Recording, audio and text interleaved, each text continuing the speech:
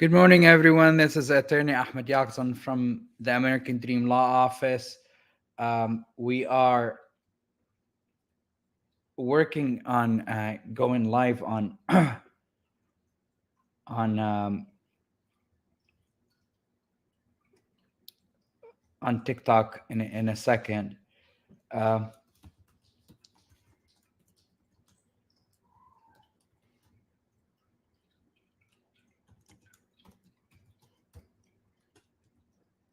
but this is going to be our first of two live sessions for this week. We're going to be going on Wednesday. We're gonna go live on Wednesday for a session in Arabic. So if you know any friends who are Arabic speakers, I would be more than happy to speak to them regarding anything that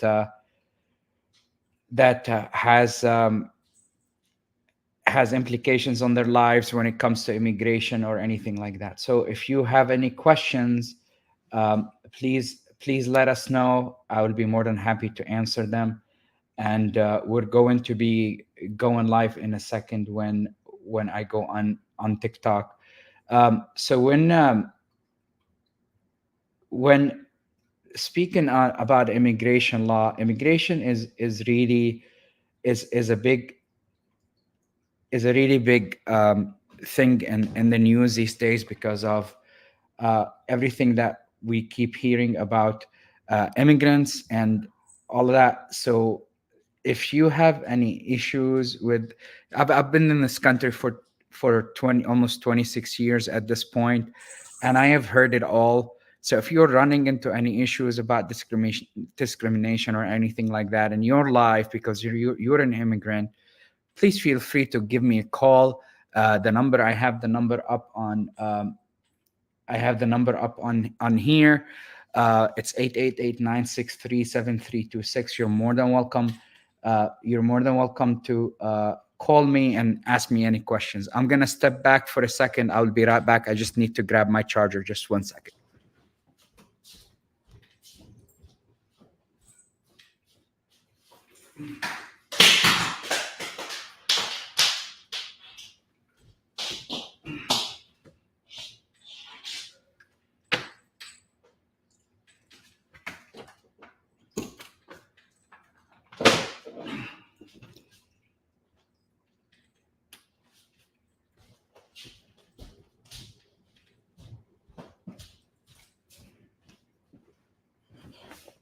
All right.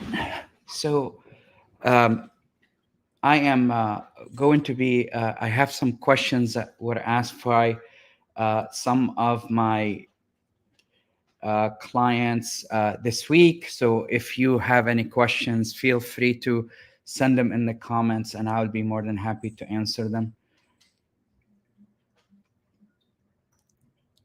Okay, so one of the first questions that I received is, a person is here as an athlete in the United States. Can they actually get a visa to come here to the United States? And if you are a professional athlete in your country, you are actually able to uh, to apply for a visa to come here in the United States. And there are a couple of visas that actually apply to you.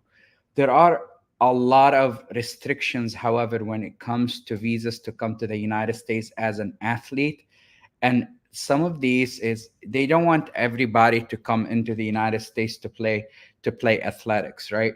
So what you have to do is be associated with a league, and the league will actually technically will be the entity that is petitioning for you, or the team will be the entity that's petitioning for you to come here to the United States.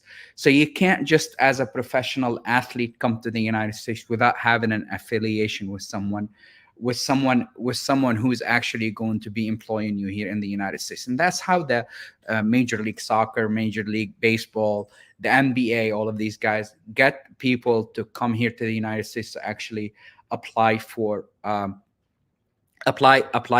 visas to come here to the United States and play in these leagues. So if you are one of these really high level professional athletes, you also can apply for permanent residence in the United States as a person of international acclaim. And honestly, the visa that you get is very limited. You can only play in the league, all of that stuff.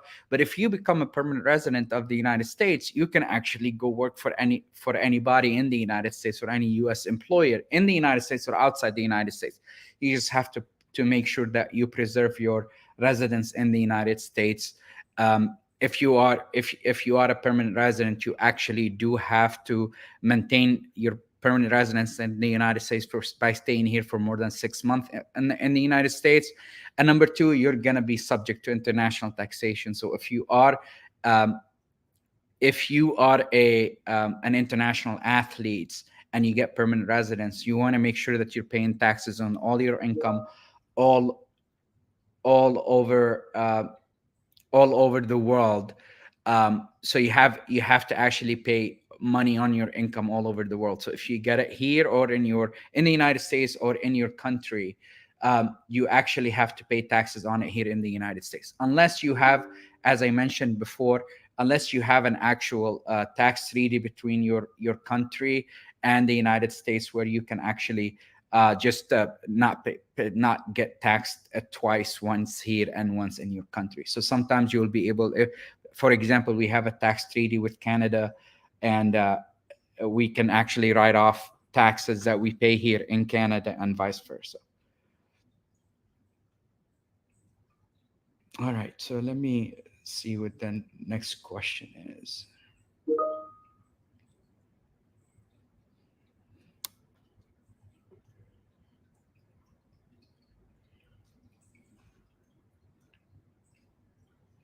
All right.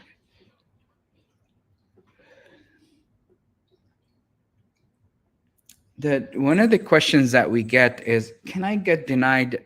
That we get this question a lot, actually. Can I get denied a visa in the United States because of my social media posts?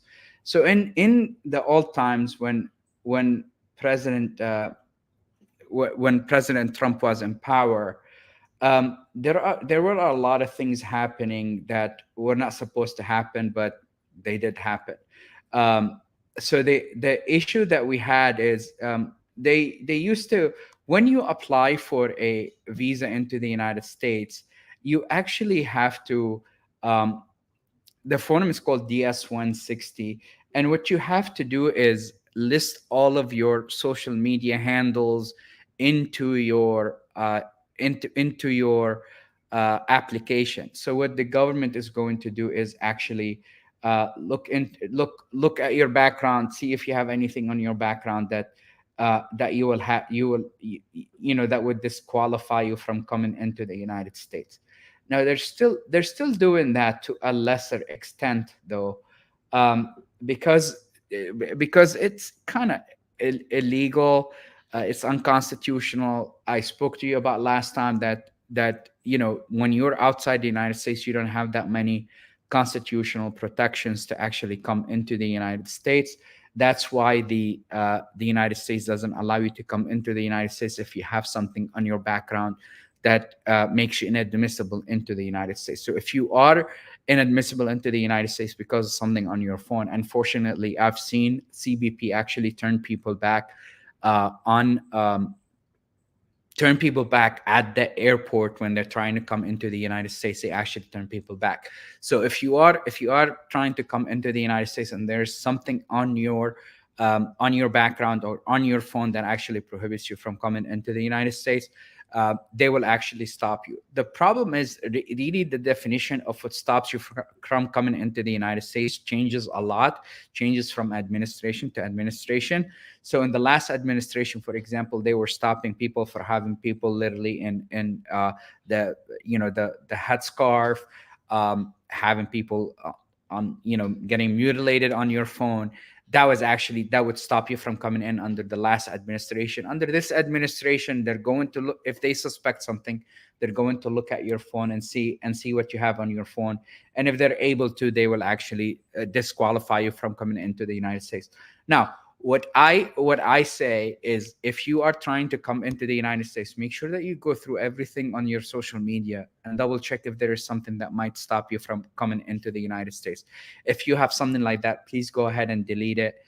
Yes, it's an inconvenience, but you kind of have to listen to the CBP officers. If they ask you to open your phone, go ahead and unlock it. I have a constitutional protection because I'm an attorney not to open my phone, and there is some constitutional opinions that say that they need a warrant to open your phone.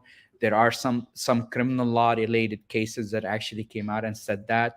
Unfortunately, as I said, if you are at the border, CBP and the US government uses it as an excuse to actually lessen your constitutional protections. But if you don't want to open your phone, you will have to say no, and then you'll have to deal with them by saying no. And I really truly don't know what they're going to do. Sometimes they actually put you on the next airplane to send you back if you don't open your phone, and sometimes they don't do that and let you in. So I'm just saying that if you do have something that might actually stop you from coming into the United States, please make sure that you delete before coming here. Okay, so the next question that I have is, can I lose my citizenship if I commit a crime? There is the ultimate prize in immigration law in the United States is to actually get citizenship. Once you get citizenship, your bundle of rights is expanded. You have every rights of citizenship that United States citizens have, meaning that whatever protections you get under the Constitution, you get all of them. You also get the right to run for federal office and vote in federal elections. And once you become a U.S. citizen, there is a bunch of reasons why uh, you can actually lose your citizenship. The thing is, you can't lose your citizenship just for committing a crime. The only thing that changes between you being a permanent resident and committing a crime and being a U.S. citizen committing a crime is you can't get removed from the United States anymore for committing a crime as a U.S. citizen.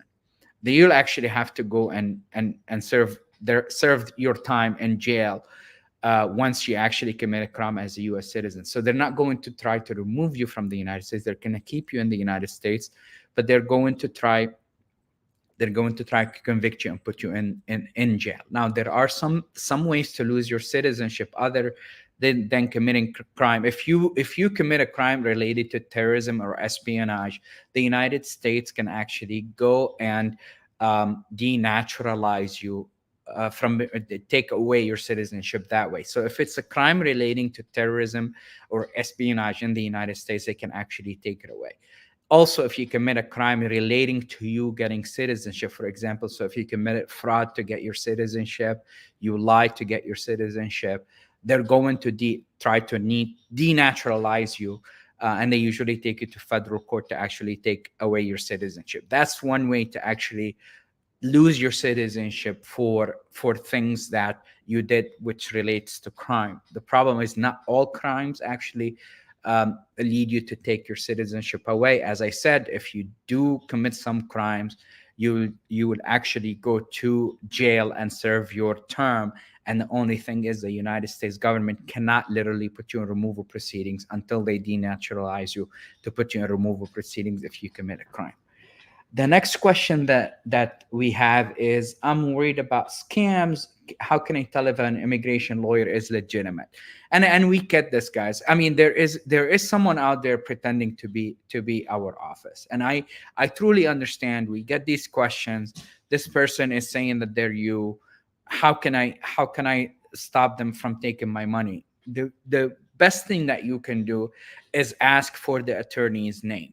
And you can literally, if you go online and Google my name, just put my name, Florida Bar, you will be able to actually get my my credentials with the Florida bar, with the DC bar, if you put my name, Ahmad Yakzan attorney, my credentials with the Florida bar and with the DC bar are going to show up. So if the person is saying that they're an attorney, ask them for their bar number. And the bar number, no one, unless they're really sophisticated and they're saying that they're the person, tell them to hop on a video call with you to make sure that they're them, or give you their email address. Every single attorney, worst or salt, will have their own URL. I mean, I know a lot of attorneys that have Gmail addresses and stuff like that, but make sure that that is, call the office of the attorney and ask him if that is their email address or not. Usually the email address for the attorney is on their bar profile. So if you go on the bar association profile for the attorney, you're going to actually get their email. So if their email is different from the one that they're actually that person is giving you, there, that is a real red flag. And you probably don't want to talk to that person and try to call the attorney's office.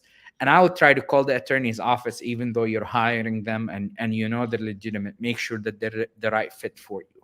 So there are a lot of resources out there, and if you fell victim to a scam, uh, the best thing to do is for you to actually to call uh, the local police department and tell them. Sometimes these people scamming you actually helps you. If you're undocumented, actually helps you get permanent residence in the United States. There's something called the U visa. So if you fall victim to a scam, make sure that you call an attorney and see if you can actually get uh, some sort of um, some sort of U visa or anything like that, that has to do that fixes your immigration status if you're undocumented. So please, please, please don't hire a notario, don't hire someone who is not an attorney. Make sure that you hire the right person for the job.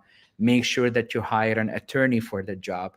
And if you're 1% not sure that this person is an attorney, please don't hire him, and do your due diligence, because once you lose your money for those scammers, you're never going to get it back. So make sure that you are dotting your I's and crossing your T's before you hire somebody to represent you for immigration purposes. All right. Um, Next question that I have is, what happens to my immigration case if I switch lawyers in the middle? Usually nothing really happens that is catastrophic. Unless you're trying to do it in immigration court, there is a there is a there is a motion that the lawyers will have to both sign and file with the immigration court that says we want to change the attorney from this person to the other person. If you're doing it in front of um, and you actually are doing it in front of USCIS, it gets a little harder, because USCIS, even though you send in the form to change attorneys, usually they don't actually change the attorneys in their system. So your old attorney might still be getting the notices on your case.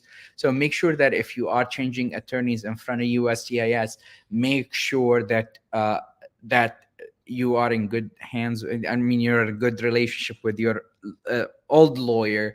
Make sure that they actually send you all of the notices that they get when you switch attorneys, or send them to your new attorney if you don't have a good relationship with them. Usually attorneys between each other are okay. So just make sure that whatever you do, tell your attorney that you change your address, and make sure that your attorney files the right documentation to change your address in front of USCIS or the court. Um,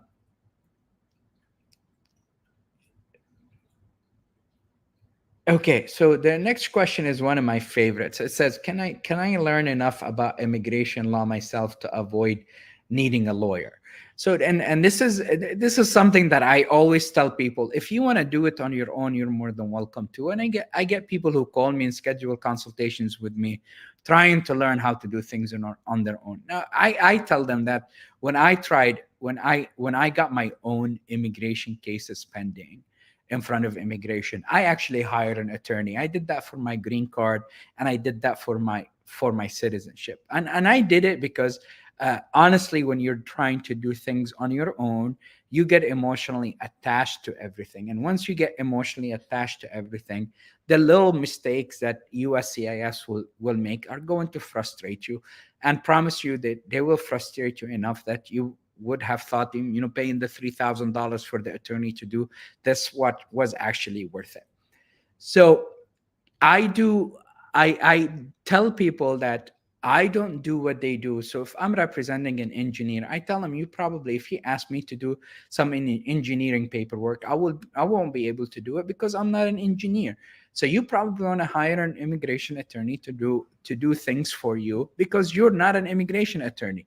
And you can learn as much law as you want, I promise. There are still things that I still learn every single day after 15 years of practice that I actually still don't know about immigration law. I mean, you should see the books about immigration law, they're thick. So even though I actually know a lot of law when it comes to immigration, you're not going to be learning fast enough for you to be able to represent yourself in front of immigration. So even if you don't want to hire an immigration attorney, there are some accredited representatives that will be able to help you for a low or no fee, for you to actually for them to actually do the case for you.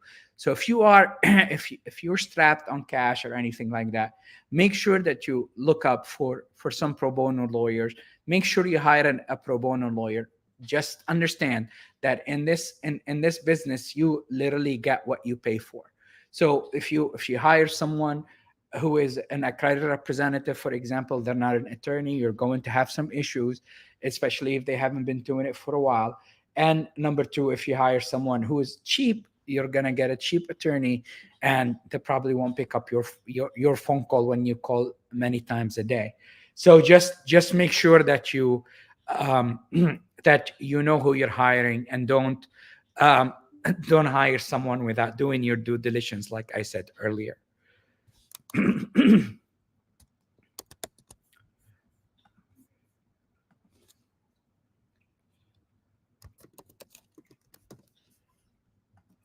Okay. I'm sorry, guys. I'm just looking for my next question here.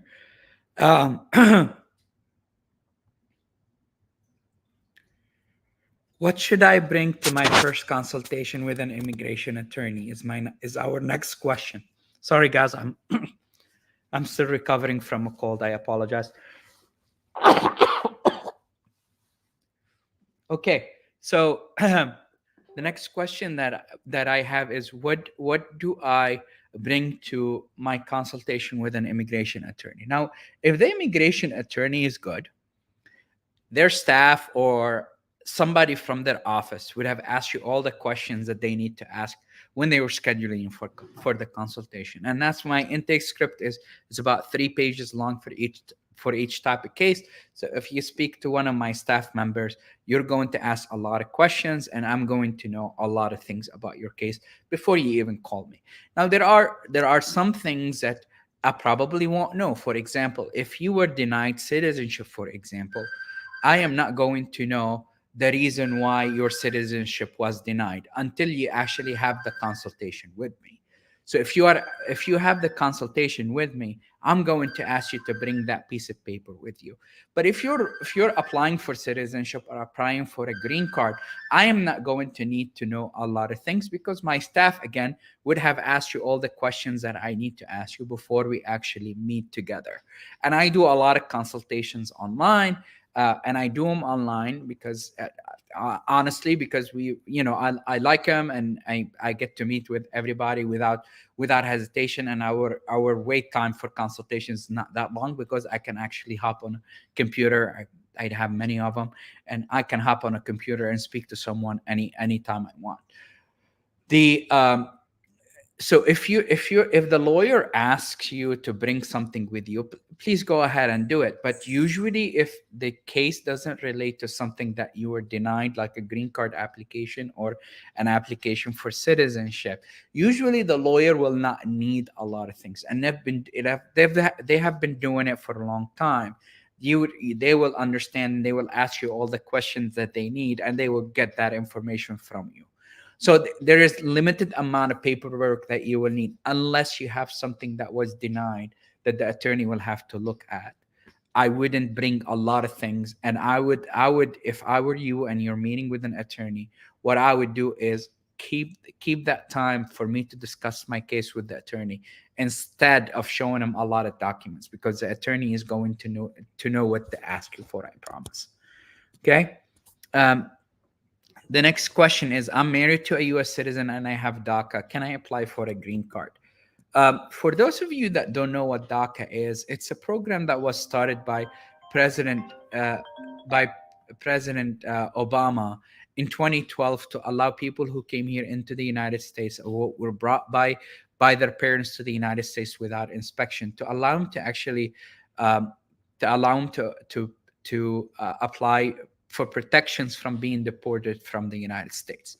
And some people came in without inspection, meaning that they're not allowed to apply for permanent residence. So if they cross the border with their parents, they're not allowed to get permanent residence right now in the United States, unless they apply for Biden's new law, which is the PIP program, the parole in place, or they leave the country and come back if they're allowed to. So now, if you came to the United States on a visa and you overstayed and you have DACA, now you don't really have any reason why you won't be able to apply for permanent residence, even though you came into the United States and you're out of status. So if you're marrying a U.S. citizen but you came in legally a long time ago, you should be fine. It won't be an issue. But if you came in without inspection or without a visa, then you will have to leave the country and come back. Now, DACA allows for what's called advanced parole, meaning that you can leave the country and come back into the United States, and that will cure any issues with your entry into the United States a long time ago. If that happens and you leave and come back into the United States, that's going to actually act as a legal entry into the United States. And you will also be allowed to apply for permanent residence in the United States if you're married to a US citizen. So if you are on DACA and you came in legally, then you don't have any issues. If you are on DACA and you came in without documentation or without inspection, then you can leave and come back on the DACA through advanced parole, and then you will be able to actually adjust your status in the United States. And we do have a couple more questions, and then we'll be out of time. How soon can I apply for asylum after arriving to the United States? And that's one of my favorite questions.